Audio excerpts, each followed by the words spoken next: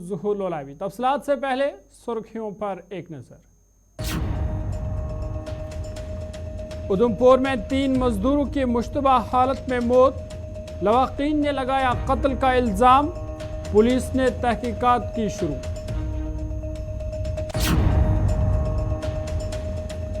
जम्मू कश्मीर में पार्लिमानी इंतखाबात के लिए पहले उम्मीदवार का नाम आया सामने। सज्जाद गनी लोन होंगे शुमाली कश्मीर से पीपल्स कॉन्फ्रेंस के लोकसभा उम्मीदवार। जम्मू सूबे में इंतखाबात न लड़ने का फैसला। इलेक्शन कमीशन का 12-13 मार्च को जम्मू कश्मीर दौरा मुतवक्का। अपनी पार्टी ने दौरे का किया खैर मकदम। इलेक्शन कमीशन के दौरे से कोई खास तवक्का नहीं, पीडीपी का बयान। और बाहरी बर्फबारी के बाद मत्सल रोड ट्रैफिक के लिए आज बहाल। जम्मू कश्मीर में एक और मरहलावार बर्फबारी की पेशगोई। 1 से 3 मार्च तक बर्फबारी का इम्कान, महकमे मौसमियात।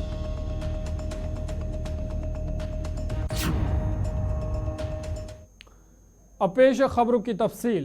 जम्मू सूबा के उधमपुर जिला में मुश्तबा तौर पर दम घुटने से 3 मजदूरों की मौत वाक़ा हुई है। इतलात के मुताबिक उधमपुर जिला के चिनैनी इलाके के गंथवाल कलोरी में 3 अफराद को मुश्तबा हालत में मुर्दा पाया गया है। ताहम पुलिस की जानिब से मौत की वजूहात की वजह की तस्दीक अभी तक नहीं की गई है। इब्तदाई इतलात के मुताबिक यह वाक़ा उस वक्त पेश आया जब मजदूरों ने शदीद सर्दी के दौरान खेमे को गर्म रखने के लिए आग जला रखी थी। वाक़े की इतला मिलती ही मकामी पुलिस की एक टीम इलाके में पहुंची, जिन्होंने लाशों को पोस्टमार्टम के लिए चिनैनी के कम्युनिटी हेल्थ सेंटर भिजवा दिया है।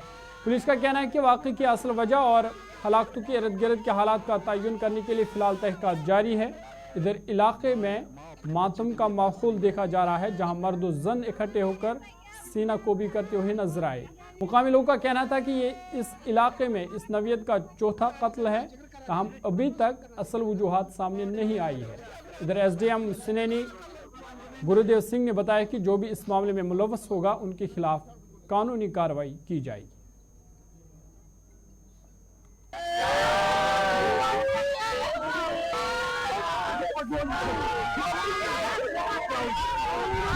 चौथा कत्ल है इस वार्ड में, चौथा कत्ल, 4 कत्ल हो गई। कुछ नहीं करेगी, यहाँ से बोलेगी एब्सेंट रिपोर्ट, 3 महीने घूमते रहेंगे बस। उसके पेरेंट्स को बोलेंगे जाओ अब कहीं। और ये इनकी वजह से पूरी वजह, कल सुबह कंपनी वाले पूरे मैन बंदे यहाँ आए हैं और गाड़ियां लेके आए, उनके साथ पुलिस भी थी। अगर वो पुलिस थी, उन पुलिस वाले नहीं बोल सकते थे कि भाई इधर डेड बॉडी है, हम लोग वो भाग गए यहाँ से। वो पुलिस उधर उनको अरेस्ट नहीं कर सकती थी क्या? नहीं सर, मेरे सामने पुलिस वाले आए और ये चौथा कत्ल है इस वार्ड में, 3 महीने में चौथा कत्ल है सर। ये कोई नहीं एफएसएल रिपोर्ट आएगी, ये सिर्फ आना है, हमारे को ठगाना है, ये माहौल ठंडा करना है, बस कहानी खत्म है। तब तक डेड बॉडियां नहीं जलेंगे, तब तक ये पूरा कत्ल, पिछले सारे कत्ल, एक घर का दूसरा कत्ल, एक घर के 2 कत्ल हो गए 3 महीने में। हमारे घर का ही दूसरा कत्ल, हमारे घर से ये दूसरा कत्ल है। अभी तक सबूत नहीं, अभी नहीं, 3-4 महीने को एफएसएल रिपोर्ट नहीं बन रही है उसकी। अभी पता लगेगा कैसे मरा, ऐसे तो नहीं आके फूंक देंगे हम इन लोगों को। पहले अपनी कार्रवाई करें, कार्रवाई करने के बाद इनको फूकेंगे। वो वाले एफएसएल रिपोर्ट सामने लाओ जरा, किसने मारा था उसको। जो पुलिस अभी कार्रवाई करेगा, हम पुलिस की कानून मानते हैं, सब कुछ करेंगे। जो उसके बाद हम प्रशासन का कानून नहीं करेंगे। डेड बॉडी जब ये उनकी फॉर्मेलिटी कंप्लीट होगी तब तक, जब ये फॉर्मेलिटी क्लियर करेंगे, उनके आगे हम कुछ नहीं बोल सकते। उसके बाद ये प्रशासन जो करे हमें उससे क्या लेना देना। उसके बाद हमने हाईवे टच करना है। ये 3 ही डेड बॉडियां जो हाईवे में रहेंगे, जब तक हमें प्रशासन ग्राउंड पे नहीं आएगा, मंत्री संतरी चोर नहीं आएंगे, तब तक हम नहीं हटेंगे। हमें पूरी जनता खत्म कर देंगे, हमें कोई डेड बॉडी की जो है पूरी जांच करेंगे। 3 महीने हो गए उसकी एफएसएल रिपोर्ट बनी, अभी तक उसका कोई पता लगा कि ये मरा कैसे। उसको चोट अगर इंसान गिरता है, उसको चोट इधर से आती है, नहीं इधर से नहीं, छोटे छोटे सुराख बनते, कोई फायर करे, मतलब 4 हमारे घर का दूसरा कत्ल है। हमने किसी से हमारे पाऊँ किसके पुलिस स्टेशन जाके, वहाँ जाके अभी तक हमारी सुनवाई नहीं हुई। हमारी लेडीज वहाँ जाती। आज एक बड़ी दुखद घटना हुई हमारे यहाँ पे लोअर मादा में, एक टावर का काम लगा हुआ था। तो वहाँ पे हमारे 3 लड़के जो लोकल वहाँ के हैं, 2 गंटवाल पंचायत के हैं और एक लोअर मादा का है, उनकी डेथ हो गई है।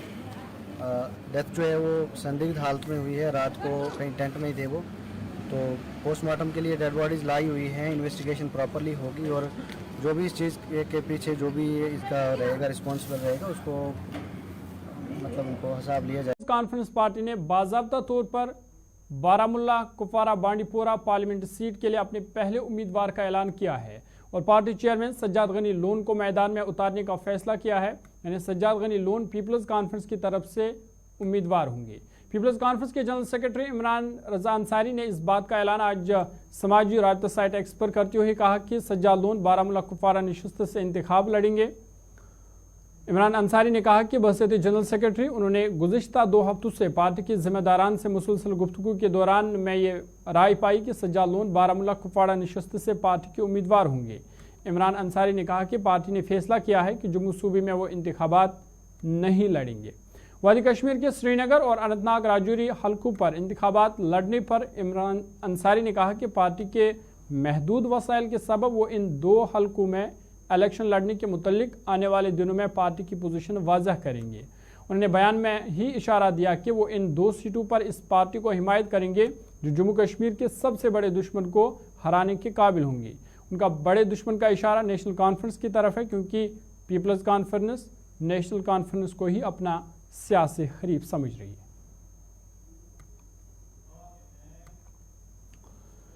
आगे बढ़ते इधर इलेक्शन कमीशन ऑफ इंडिया की पूरी टीम 12 और 13 मार्च को जम्मू कश्मीर का दौरा करेगी। ताहम इस हवाले से पीडीपी के general secretary Ghulam Nabi loan हांजोरा ने कहा कि उन्हें इलेक्शन कमीशन की टीम से कोई तवक्को नहीं है। उन्होंने कहा कि जम्मू कश्मीर के लोग पिछले 10 सालों से असेंबली इंतखाबात से महरूम है और हुकूमत जानबूझकर लोगों को अवामी हुकूमत से महरूम रख रही है। गुलाम नबी लोन हांजोरा ने कहा कि अगरचे वज़ीर दाखिला की जानिब से रियासत दर्ज की बहाली का यकीन भी दिलाया गया था, ताहम इस हवाले से बाद में कोई पेशरफ्त नहीं हुई है। उन्होंने कहा कि सुप्रीम कोर्ट की हिदायत के मुताबिक सितंबर से पहले असेंबली इंतखाबात मुनक्कद कराने चाहिए।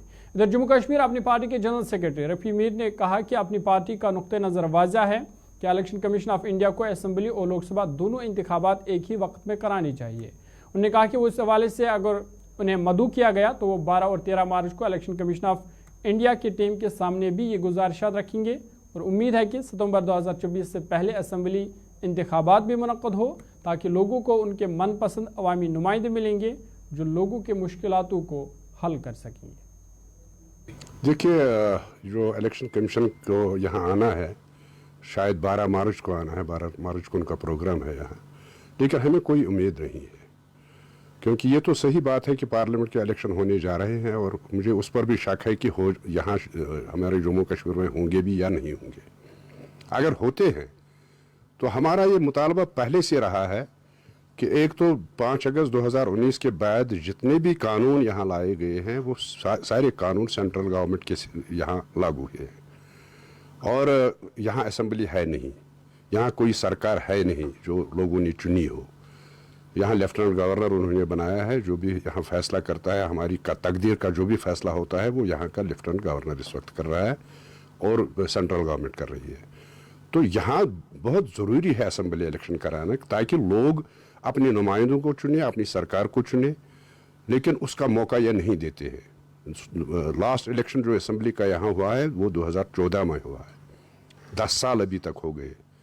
2018 में इन्होंने असेंबली डिज़ाल्व की यहाँ और वहाँ से तब से भी यहाँ 6 साल हो गए। 6 साल में कोई इलेक्शन नहीं हुआ।